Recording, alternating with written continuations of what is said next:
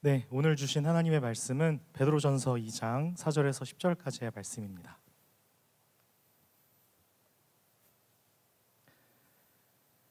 신약성경 베드로전서 2장 4절에서 10절까지의 말씀입니다.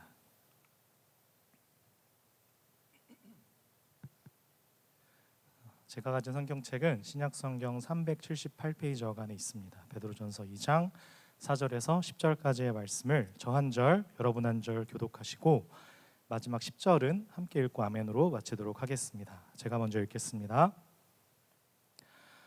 사람에게는 버림바가 되었으나 하나님께는 택하심을 입은 보배로운 산돌이신 예수께 나아가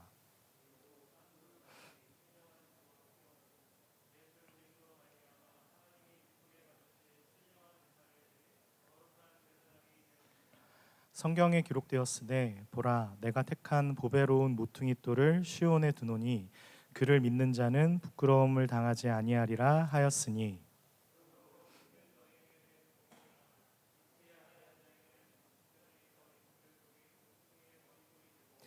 또한 부딪히는 돌과 걸려 넘어지게 하는 바위가 되었다 하였느니라. 그들이 말씀을 순종하지 아니함으로 넘어지나니 이는 그들을 이렇게 정하신 것이라.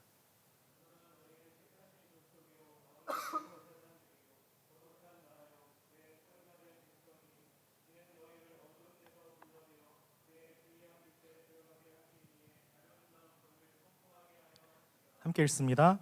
너희가 전에는 백성이 아니더니 이제는 하나님의 백성이요 전에는 긍휼을 얻지 못하였더니 이제는 긍휼을 얻은 자니라. 아멘. 할렐루야. 우리 하나님께 모든 영광과 감사의 박수 한번 뜨겁게 올려드리고요. 서로에게도 우리 한 학기 수고 많으셨습니다. 네, 시간이 참 빨리 가는 것 같습니다. 우리 사랑하는 나사렛 대학교 학생 예배자 여러분, 이제 여러분이 원하시든 원하지 않든 귀에 인이 박히도록 듣고 있는 우리 학교의 이름, 또 우리가 나사렛 사람이라고 할 때 여러분 나사렛 사람이라는 것은 나사렛 예수님, 나사렛 예수 그리스도의 사람, 그러니까 우리의 정체성은 하나님의 자녀라는 뜻입니다. 그래서 여러분 우리 학교 영어 표기를 이렇게 나자렛이라고 하는 그 지명 이름이 아니고요, 내저린 유니버시티거든요. 그러니까 나사렛 사람들의 학교, 하나님 자녀들의 학교라는 뜻입니다. 정리를 해보면 여러분 하나님의 자녀라는 사람들은 어떤 사람들을 말합니까? 하나님의 자녀, 오직 누구로 말미암아 구원을 얻는 사람들입니까? 예수 그리스도로 말미암아 구원을 얻은 사람들이 하나님의 자녀입니다. 예수님과 함께 지어져가는 예수님의 사람, 예수 그리스도의 제자가 되었다는 것과 같은 말입니다. 그게 오늘 본문 5절 말씀처럼 이 말씀이 근거로서 뒷받침되어 있는 건데요, 우리 베드로전서 2장 5절 말씀을 큰 목소리로 함께 읽어보도록 하겠습니다. 시작. 너희도 산 돌같이 신령한 집으로 세워지고 예수 그리스도로 말미암아 하나님이 기쁘게 받으실 신령한 제사를 드릴 거룩한 제사장이 될지라. 아멘. 할렐루야. 정확히 기억합시다. 우리가 누구입니까? 나사렛 사람들, 오직 예수님으로 인하여 예수님과 함께 지어져 가고 예수님으로 말미암아 부름받은 사람들이 저와 여러분입니다. 이렇게 설교를 마치면 좋겠습니다. 그렇죠? 이렇게 끝나면 얼마나 좋겠어요. 이게 전부면 얼마나 좋을까요? 그냥 야! 이러고 이제 끝나면 얼마나 좋겠습니까? 문제는 이 세상이 우리와 전혀 엇박지 않는 데 있습니다. 2장 7절 8절입니다. 함께 읽습니다. 시작. 그러므로 믿는 너희에게는 보배이나 믿지 아니하는 자에게는 건축자들이 버린 그 돌이 모퉁이의 머릿돌이 되고 또한 부딪히는 돌과 걸려 넘어지게 하는 바위가 되었다 하였느니라. 그들이 말씀을 순종하지 아니함으로 넘어지나니 이는 그들을 이렇게 정하신 것이라. 아멘. 여러분, 세상은 저와 여러분을, 우리의 믿음을, 그 믿음으로 말미암은 우리의 삶, 우리의 과정, 이런 가치들을 우습게 여기고 대단한 거라고 생각하지도 않는다는 거예요. 그런데요, 그렇게 하나님께서 계획하시고 설계하셔서 허락하신 가치를 제멋대로 여긴 자기 인생의 건축자들, 저들이 우습게 알고 버린 돌이 모퉁이의 머릿돌이 되게 하신답니다. 여러분, 이 부분이 정말 정말 중요한데요. 여러분 꼭 기억하십시오. 내가 하나님을 믿는 믿음이 무언가 이해로나 지식적으로 좀 모자라고 부족하게 여겨진다 할지라도 사실상 여러분에게 하나님을 믿는 믿음이 있다는 것은 정말 정말 놀라운 일입니다. 왜냐하면 오늘 본문식으로 하자면 예수님을 나의 하나님으로, 나의 구주로 고백하게 된 이 일은 단지 지식과 이해의 문제가 아니며 우리의 판단이나 우리의 어떤 현명한 선택으로 말미암은 일이 결단코 아니기 때문입니다. 이것은 은혜입니다. 여러분, 이 사실이 너무너무 중요한데요. 여러분, 예수님을 믿는다는 것, 여러분 예수님 믿으십니까? 여러분, 이거는 그냥 일어나는 일이 아닙니다. 이건 상식과 어떤 보편적 지식과 이해 차원에서 결정하고 판단할 수 있는 그런 문제가 아니에요. 지금 본문이 이걸 굉장히 강조하는 겁니다. 너희가 믿음으로 얻은 구원, 예수님으로 인하여 하나님의 자녀가 된 것은 세상이 만들어낼 수 없고 오직 하나님만이 만들어내실 수 있는 운명과 부르심으로 인도함 받은 거야. 그래서 세상은 이 가치를 알 수 없는 거야. 여러분, 구원이 어떻게 주어졌습니까? 은혜로 인한 선물입니다.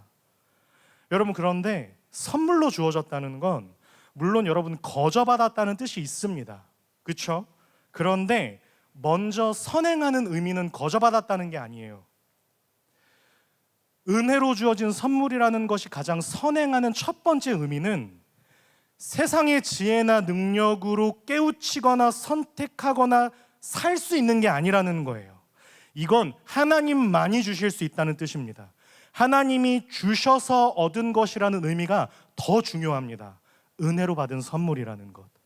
여러분 기억하세요? 거저받았다라는 게 먼저가 아니에요. 하나님이 주셔서 하나님만이 주실 수 있는 선물이라는 것이 더 중요합니다. 우리의 자격이나 우리가 그 자격에 걸맞는 모습과 조건이 허락될 때 그것으로 시작하는 게 아니라는 겁니다. 여러분, 그래서 여기 지금 앉으셔서 이렇게 15주 동안이나 예배드리는 일이 보통 일이 아닌 거예요. 그렇게 이제 본문이 본격적으로 말씀하고자 하는 건 이겁니다. 여러분, 구원이 선물이라고 해서 그 선물을 이렇게 받았다는 것으로 그치는 일이 전부가 돼서는 안 됩니다. 이제 그 선물의 포장지를 뜯어 확인해야 할 것, 그 구원이 목적하고 있는 가치가 너무너무 귀한 것이기 때문에 그 귀한 목적과 부르심에 대하여 분명한 이해를 가지고 여러분의 인생과 삶을 들이셔야 합니다. 여러분의 전부를 걸어도 아깝지 않은 유일한 가치, 그것이 구원입니다. 로 우리를 안내하는 것입니다. 다시 말씀드리지만 우리가 그리스도인으로서 삶을 실제적으로 살면서 가장 어려운 게 뭐냐면 세상 사람들은 아무 관심이 없다는 거예요. 저와 여러분의 믿음의 가치를 이해하지 못하고 엇박자를 타요. 여러분, 신앙적으로 우리가 추구하고 씨름하는 과정을 비웃고 되게 하찮게 여기까지 이제는 모든 것이 소통될 수 있는 이제 장이 되었기 때문에 여러분 더 적나라하게 드러나요. 굉장히 하찮게 여기고 우리를 비웃는다는 말이에요. 여러분, 사실 우리가 구원을 얻은 하나님의 자녀로서 뭘 해야 하는지, 어떻게 하는지에 대한 이 의미를 너무 단편적으로 또 너무 단순하게 이해하여 살아가는 게 사실입니다. 똑바로 살긴 해야 하고 구별된 어떤 신앙인으로서의 변별력이 있어야 한다는 걸 여러분 존재 가치로 담아내야 하는 싸움은 사실 하루아침에 만들어낼 수 없고요, 하루아침에 만들어질 수 없는 것들입니다. 여러분, 그래서 좋은 신앙, 거룩함, 구별이라는 것을 굉장히 1차원적인 의미 안에서만 지키고 세워가는 싸움이 되어버린 것 또한 사실 우리 신앙생활의 싸움인 것 같습니다. 뭐 안 하기, 뭐 하기. 왜요? 신앙이란 걸 단순히 우리가 어쨌든 죄인이었는데 그분이 우리를 깨끗하게 해주셨으니까 그분의 이름에 먹칠하지 않는, 부끄럽지 않은 좀 인간이 되어야겠다 정도의 싸움으로 신앙을 이해하고 있기 때문이라고 저는 봐요. 그래서 여러분, 우리 학교 안에서도 우리가 믿는 자들로서 어떤 공동체와 이렇게 소속해서 살아갈 때 어떤 좀 일들이 벌어질 때 여러분, 우리는 너무 손가락질하지 않았으면 좋겠어요. 제 기능과 역할을 감당하기까지 깊이 고민하고 씨름할 수 있는 여력들이 사실 다 필요합니다. 여러분, 사실 우리도 같이 고민해야 합니다. 어떻게 우리가 신앙인으로 살아가고 공동체를 지키며 하나님 기뻐하시는 우리가 모양으로 함께 세워져 갈 수 있을지를 사실 우리 같이 고민해야 합니다. 여러분, 사실 만만치 않습니다. 어려워요. 그러니까 결국 어떤 체크리스트를 만들고 규율을 만들고 그럴 때에도 다 잘해보자고 만드는 체크리스트란 말이에요. 그런데 그런 리스트를 가지고 채점할 때 대부분 자격 미달이거든요. 여러분, 솔직히 여러분 그렇게 막 신앙으로 막 살고 그래요? 그냥 사는 거지? 그러니까 예수님 믿는다는 싸움에는 신앙 현실상의 어려움이 있을 뿐만 아니라 믿지 않는 이들 틈바구니에서 이렇게 사는, 이렇게 믿음으로 산다는 것에 대한 인생의, 좀 유식한 말로 인생의 변증이 좀 잘 안 돼요. 그 오해와 왜곡이라는 이중적인 고난, 그러니까 신앙 현실의 어려움도 있고 내 삶이 믿는 자로서 이렇게 현실 속에서 변증이 잘 안 되는 이런 이중적인 고난을 우리가 사실 다 감수하고 있는 거예요. 그런데 여기 베드로가 무엇을 우리에게 촉구하고 있냐면요, 이런 거예요. 야, 나사렛 대학교, 세상이 몰라서 그러는 거야. 그렇다고 너도 우습게 여기면 안 돼. 그들은 이 은혜를 입지 못해서 예수님의 비밀과 구원의 가치를 몰라서 그러는 건데, 저들이 이 구원과 은혜를 비웃을 만한 자격이 있다거나 그들은 다른 진정한 가치를 가지고 있기 때문에 관심이 없는 게 아니야. 저들의 무관심, 허무로 인한 덧없는 인생을 향한 본능적이고 맹목적인 선택들에 대해서 너도 똑같이 집중하지 말고 너에게 주어진 이 구원의 은혜의 선물로 인한 삶, 너의 삶이 구원, 그 은혜의 선물로 인한 삶이라는 것을 명심해. 그냥 은혜의 선물이라고 해서 토닥토닥 이런 걸로만 써먹으려고 하지 말고, 그렇게 감동을 쥐어 짜내는 걸로 자꾸 가지 말고, 그냥 거저 얻었다는 것에만 포인트가 있는 게 아니야. 구원은 오직 하나님만이 주실 수 있는, 하나님만이 허락하실 수 있는 유일한 가치라는 의미로서 선물이야. 너의 존재와 너의 삶이 그분의 영광의 찬송이 되게 하시려는, 찬양하는 나사렛 사람들이 되게 하시려는 인간으로서 유일한 가치를 느낄 수 있는 인생으로서의 가치, 어느 누구와도 비교할 수 없고 견줄 수 없는 너라는 인생의 가치, 이 부르심 앞에 너의 귀를 기울여 봐야 돼. 세상에 저 후패하고 어그러진 왜곡과 깨어짐으로 인한 조롱과 비아냥에 귀 기울이지 말고, 거기서 싸우지 말고 네가 부름받은, 너희에게 허락된 은혜의 진정한 목적과 목표를 향해 너의 걸음을 내딛어봐 입니다. 2장 7절을 함께 읽어볼까요? 2장 7절 시작.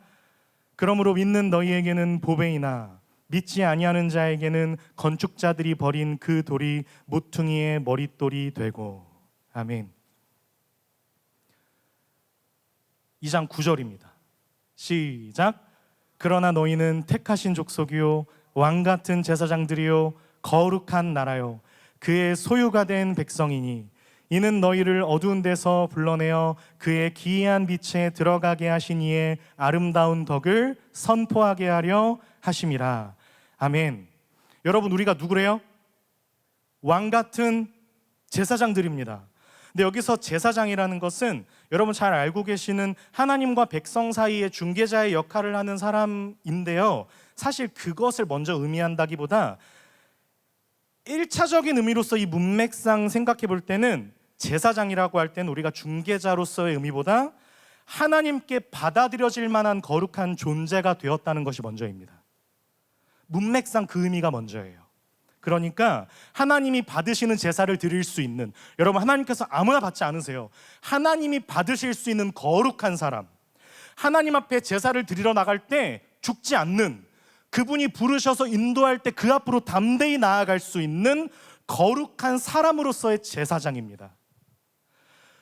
여러분 이 부르심, 그래서 왕 같은 제사장이라고 하는 거예요. 여러분 로마서 12장 말씀 한 번만 찾아볼까요? 이 말씀 책갈피 꽂아놓고요. 로마서 12장 1절입니다.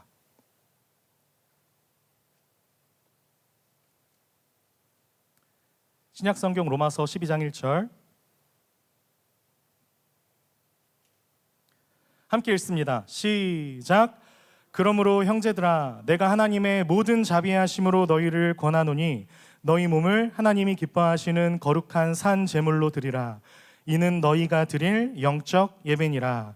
아멘. 하나님이 받으실 만한 영적 제물로 자신을 드릴 수 있는 그런 사람, 그런 수준에 설 수 있는 사람이 왕 같은 제사장입니다. 여러분 이 표현이 너무 중요한 이유는 하나님께서 허락하신 구원의 은혜의 선물이 무엇을 목적하고 무엇을 약속하고 있는지를 대표적으로 설명하는 말씀이기 때문에 그래요. 너희 몸을 하나님이 기뻐하시는 거룩한 산 제물로 드리라. 우리를 부르신 하나님은 우리가 하나님 보실 때 왕 같은, 이 세상의 노예와 같이 그저 생존을 위한 본능과 현실적 감각의 짐승 같은 생을 사는 자리로부터 건져내셔서 당신의 형상으로 충만한 사람이 되는 것을 목적하신, 그것을 위해 우리에게 구원을 베푸셨다는 뜻입니다. 여러분 세상은 그냥 목숨을 연명하고 먹고 살기 위해서 마치 사냥을 해오듯 먹고 자고 다음날 똑같은 것을 반복하는, 그러니까 살아있는 동안에는 경쟁을 해서 이겨먹고 생존하는 것이 전부라면 우리 믿는 자들에게 있어서 살아간다는 것은 목숨을 연명하고 연장하기 위한 수단과 과정만이 아니라, 물론 여러분 이 싸움도 굉장히 귀합니다. 먹고 살아가기 위한 삶의 분투를 한다는 건 얼마나 귀한 것입니까? 그런데 그것만이 아니라 그 생명이 가지는 진정한 영광, 내 인생이 가지는 진정한 영광과 충만, 진정한 인생의 의미와 가치를 담아내고 채워가는 삶으로 우리가 하나님 앞에 얼마나 귀하게 드려지는 존재인지를 확인하게 되는 시간이 우리의 삶, 우리의 과정인 것입니다. 여러분 그렇게 살아가는 것입니다. 죽어가는 게 아니라 살아가는 것입니다. 그래서 우리의 삶은 책임이며 우리에게 허락된 특권이기도 합니다. 여러분 이와 같은 구별을 이해하지 못하면 우리의 신앙생활은 참으로 어려울 수밖에 없어요. 다시 말씀드리지만 우리가 어떤 신앙적인 수준을 스스로 생각하는 성실함과 어떤 충성심으로만 체크하고 측정하고 계산한다면 우리는 늘 부족하고 모자란 존재일 수밖에 없잖아요. 하나님 앞에 매일 부끄러운 존재잖아요. 청년의 때 얼마나 왔다 갔다 하고 얼마나 부끄러운 게 많습니까? 그래서 지금 베드로전서가 우리에게 호소하고 있는 것은 하나님께서 허락하신 이 구원, 그리고 이 구원이 목표하고 목적하는 바를 구체적으로 확인하는 것, 그것을 확인하라는 것이 목적입니다. 우리가 어떤 부르심을 받았는지 보라는 거예요. 나라는 사람이 가지는 가치, 나의 부족한 믿음에 대한 감사와 감격은 내가 어떠한 부르심 앞에 서 있는지 그 자리로부터 회복하고 거기서부터 차곡차곡 알아갈 수 있기 때문입니다. 세상은 이런 것에 감각이 있을 수가 없는 거예요. 살아있는 동안 이 제한된 시간, 제한된 인생을 헛되게 발버둥 칠 수밖에 없는 까닭. 왜요? 하나님이 저들의 아버지가 아니시니까요. 하나님 없는 세상이 지옥 그 자체인 까닭은 저들에겐 생명이 약속되지 않았기 때문입니다. 진리와 생명은 세상에서는 만들 수도 없고 흉내낼 수도 없습니다. 뭐 세상이 되게 대단해 보이고 진짜 막 인간을 쥐락펴락하는 것 같은 세상의 사실 어떤 권세도 그렇지 않습니다. 인간은 권력 앞에 복종하는 게 아니라니까요. 그냥 그런 척하는 거지. 더 나은 조건, 더 강한 권세 앞에서 얼마든지 사람들은 몸과 마음을 갈아탈 수 있습니다. 그것은 복종이 아니죠. 그건 굴욕입니다. 그렇게 하나님의 자녀들만 진리와 함께 기뻐하며 살아갈 수 있는 것입니다. 기꺼이 세상 앞에서도 도도할 수 있는 것입니다. 예수님 안에 있는 자들이기에, 예수 그리스도와 함께 묶여있는 우리는 그 아들의 영광을 추구하고 예수 그리스도를 바라보며 전진하게 되는 인생으로 부름받은 자녀들이기 때문입니다. 할렐루야. 우리 말씀 하나만 더 찾아보도록 하겠습니다. 신약성경 에베소서 2장 말씀입니다.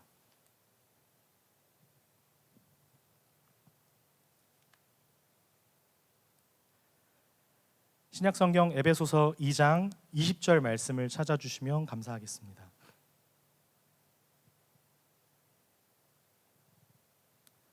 에베소서 2장 20절부터 22절까지의 말씀을 우리 함께 읽어보도록 하겠습니다. 우리가 오늘 읽었던 말씀과 계속 연결되는 말씀들로 아마 들리실 텐데요. 같이 읽겠습니다. 시작. 너희는 사도들과 선지자들의 터 위에 세우심을 입은 자라. 그리스도 예수께서 친히 모퉁이 돌이 되셨느니라.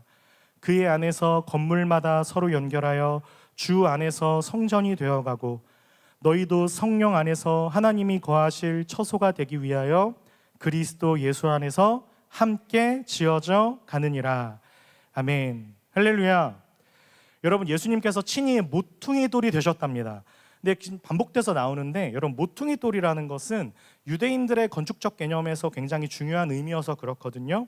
왜냐하면 그 당시 사람들은 모퉁이 돌을 돌을 하나 모퉁이 돌을 세워서 그걸 벽으로 세우기 때문에 그래요. 그래서 그 건물의 건축자의 이름을 그 모퉁이 돌에 새겼다고 해요. 그러니까 건물의 시작과 기준점이 되는 게 모퉁이 돌인 거예요. 그러니 예수님께서 친히 모퉁이 돌이 되셨다는 건 무슨 뜻인지 좀 생각해 보실 수 있으시겠죠? 저와 여러분이라는 인생, 저와 여러분이라는 존재, 그 존재의 본질과 기초가 누구라는 거예요? 예수님이라는 뜻입니다. 예수님을 믿는 자는 각각 그 자신의 의지나 능력이나 선택이나 혹은 자신의 어떤 현명한 결정만으로 삶을 지탱하고 설계하고 건설해가는 사람들이 아니라 예수 그리스도의 터 위에 있는 사람들이라는 뜻입니다. 하나님께서 보실 때에는 전부 예수 그리스도 안에 있는 자들, 예수 그리스도의 사람으로 우리를 보시는 거예요. 여러분, 이 사실이 얼마나 중요한지 서신서마다 이 얘기를 하는 거예요. 예수님께서 친히 너희의 모퉁이 돌이 되셨느니라. 그와 함께 지어져 가느니라. 여러분, 예수님과 우리는 나뉠 수 없기 때문에, 우리의 정체성은 예수님과 함께 묶여있기 때문에 본질상 존재의 분리가 있을 수 없다는 뜻입니다. 성자 하나님이신 예수 그리스도의 죽으심과 승리가 그래서 우리 모든 그리스도인들에게 허락된 은혜가 되는 것입니다. 그분의 죽음 앞에 우리가 함께 죽고 그분의 살아나심 앞에 우리가 함께 살아갈 수 있는 이유가 여기에 있는 것입니다. 그것이 예수님으로 말미암은 구원, 여러분이 다 구원받았다고 믿는 그 구원의 의미와 가치입니다. 그리고 저마다의 인생이 의미가 있을 수 있는 근거입니다. 여러분, 어떤 삶을 살고 계시든 어떠한 처지에 밀려 계시든 여러분의 인생과 존재 가치가 귀한 까닭이 여기에 있습니다. 우리는 스스로 지어져가는 존재가 아닙니다. 우리가 저마다 가진 삶의 목표와 가치관을 가지고 인생을 영위해가는 존재가 아니라 예수 그리스도의 소원과 능력에 붙들려 있는, 그래서 사도 바울이 이런 막 이상한 얘기를 가끔 하는 거예요. 우리 안에 착한 일을 시작하신 이가 주 예수 그리스도의 날까지 이루실 줄을 나는 확신하노라. 그래서 이런 말을 하는 거예요. 뭐 이런 거요. 내가 육체 가운데 사는 것은 우리가 사는 건데, 나를 사랑하사 나를 위하여 자기 아들을 아낌없이 내어주신 그리스도를 믿는 믿음 안에서 사는 것이라. 이런 말을 그래서 하는 겁니다. 무엇이든 담아낼 수 있고 무엇이든 할 수 있는, 내게 능력 주시는 자 안에서 내 삶을 살아낼 수 있는 우리 그런 존재로 부름받았습니다. 예수님처럼. 여러분, 이걸 기억하셔서 저와 여러분에게 주어진 불가피한 고통, 아픔, 그리고 그리스도인으로서 가지는 어떤 세상의 협박과 비아냥과 조롱과 위협과 도전 속에서 담담히, 도도하게, 그렇게 겸손히 그 인생을 살아감으로 포기하지 말고 걸음을 뚝뚝 밟아 직진하라는 것입니다. 베드로전서, 성경, 하나님의 말씀입니다. 그래서 여러분, 신앙은 어떤 개념의 문제, 무슨 고급한 가치관의 문제가 아닙니다. 만약에 그런 게 전부라면 체크리스트를 다 만드는 게 맞아요. 그래서 하나하나 간섭해야 옳아요. 우리의 부족함, 우리의 게으름, 우리의 못난 것들은 언제나 우리 신앙의 발전과 개선을 위한 수치가 돼야 되잖아요. 아니, 어디 감히 예수님의 신성한 죽음을 모독하는 그런 저급한 선택들을 하고 살아갈 수 있는 거예요 도대체? 매 순간 체크하고 조져야죠. 그러나 그렇지 않다는 게 놀랍습니다. 우리는 본질상 예수님과 묶여있는 그분과 묶인 인생이 되었다는 것을 먼저 잘 배워야 합니다. 여러분, 그래서 세례를 받는 거거든요. 우리를 실패시키려면 우리에게서 예수님을 떼버려야 합니다. 예수님이 실패하셨어야 우리의 실패가 성립되는 거예요. 그러나 그럴 수 있습니까? 그럴 수 있어요? 그럴 수 없다는 것. 여러분, 그것이 구원과 그리스도를 믿는 믿음, 나사렛 사람들, 하나님의 자녀, 그 삶과 신앙이 가지는 능력입니다. 나의 나된 것은 정말 신비한 일입니다. 이 약하고 부족하기만 한 육체 가운데 사는 것이 예수님 안에서, 예수님을 믿는 믿음 안에서 살게 되는 삶이 되는 것이기 때문입니다.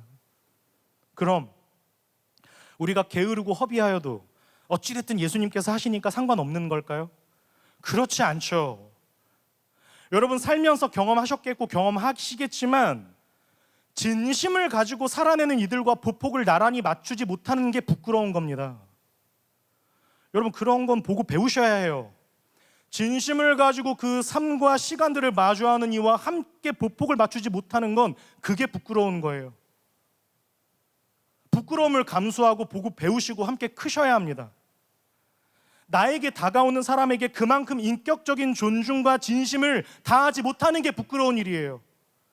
사랑을 가지고 찾아온 작은 친절과 손길 앞에, 아니 또 진정한 사랑을 헤매는 여정을 같은 사랑의 마음을 가지고 마주할 수 없는 것만큼 그리스도인들에게 굴욕은 없습니다. 그래서 사람은 하나님이 허락하신 인생으로 자라야 합니다. 어릴 땐 그걸 하기가 힘들어요. 그래서 어리다는 게 뭔데요? 어린 게 뭐죠? 책임이 없는, 몫과 역할이 없는 자유를 원하는 수준이 어린 거잖아요. 그런 사람들도 고백은 그럴듯하기는 또 해요. 왜요?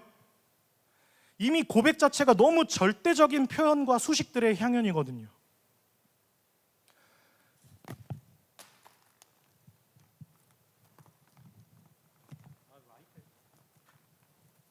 여러분, 오늘 부르신 찬양만 보더라도요, 여러분 가사 하나하나만 보면 여러분 이 고백들이 정말 어마어마한 고백들이 나열되어 있잖아요. 여러분, 이거 사실 진짜 대단한 고백들이잖아요. 그분이 비추시는 그 길을 살아가겠다는 고백,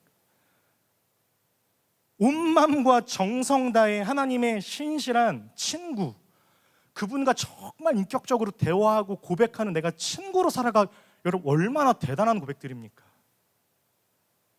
이미 고백 자체가 너무 아름다워요.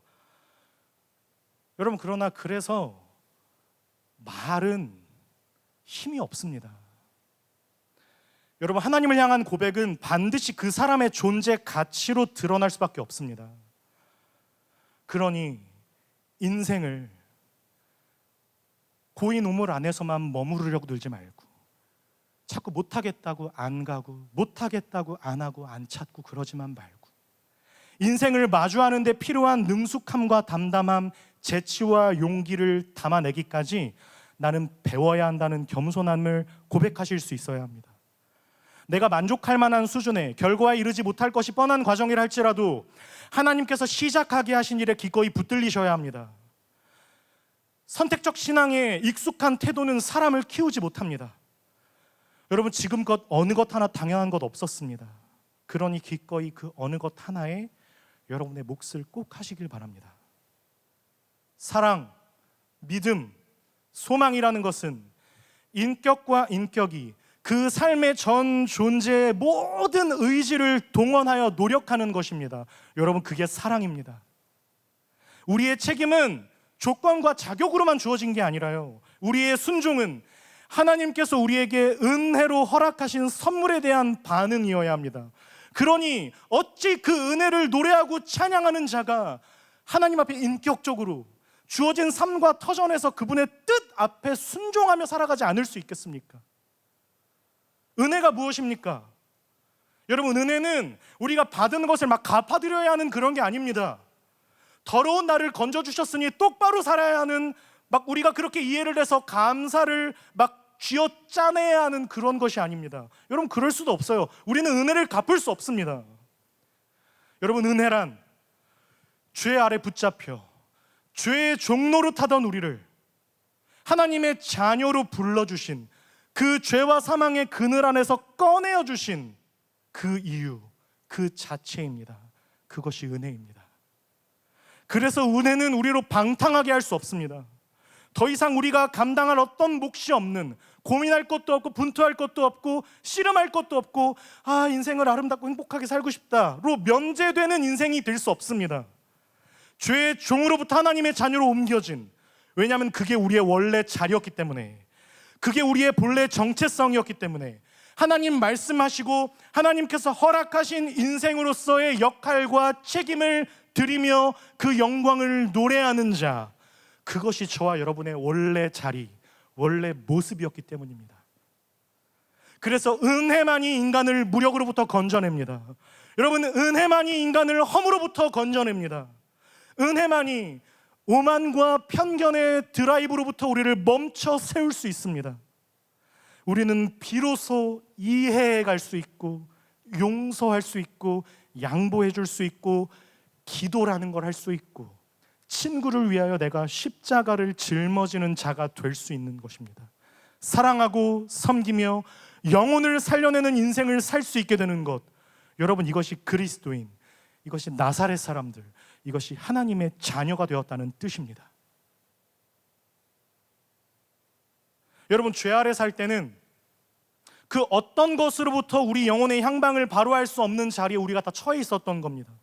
우리가 영원히 헤매일 수밖에 없었지만 이제는 하나님의 자녀가 되었습니다. 우리의 때로는 방황마저도, 왜 우리가 헤매지 않겠습니까? 연약한 인간들인데. 그러나 우리의 방황마저도 목적지를 잃어버릴 수 없는 여정이 되어, 때로 우리의 모든 분투와 신앙적인 싸움들이 막다른 골목에 다다르기도 해요. 왜요? 내가 실수했으니까요. 그러나 막다른 골목에 다다르게 된다 할지라도 때로는 더딘 속도로 인하여 막 뒤에서 빵빵거리고 옆에서 욕하고 막 들어가서 설거지나라고 그러고 비아냥거리든, 그 모든 소음과 조롱과 비아냥이 우리의 여정을 실패하게 한다거나 갑자기 길을 없앤다거나, 여러분, 그럴 수 있습니까? 운전을 하다 보면 기름이 떨어지기도 해요. 그때는 주유소를 잠깐 들려서 기름을 넣으면 될 일이고, 접촉사고가 나기도 하죠. 접촉사고가 났을 때는 어떻게 해야 돼요? 병원 신세를 좀 며칠 지면 될 일이고, 잠시 당황하게 하고 멈춰서게 하며 우리를 곤란하고 괴롭게 하는 이 모든 현실적인 정황은 저와 여러분의 목적지와 운명을 흔들 수는 없는 것입니다. 할렐루야. 그래서 은혜입니다. 하나님의 이 은혜가, 제가 너무 좋아하는 다윗의 고백, 하나님의 선하심과 인자하심이 우리 인생의 목적지를 향해 우리가 반드시 도착하기까지 때로는 주유소를 만나게 하시고 휴게소를 만나게 하시고, 길을 잘못 들어서 조금 멀리 가게 되었지만 유턴 신호를 찾게 하시고, 심지어 그 방황으로 말미암아 누군가의 접촉사고를 안심시켜 줄 수 있는, 길을 잘못 든 이에게 방향을 다시 안내해 줄 수 있는 안내자로서의 역할. 뭐 그 사람이 대단해서 그런 안내를 하는 거 아니라고요. 지도 헤매봤기 때문에 안내해 주는 거예요. 근데 다 막 멋있게만 보잖아. 아니에요. 진짜 많이 헤매봐서 야 괜찮아 나와봐 이렇게 할 수 있는 거거든요.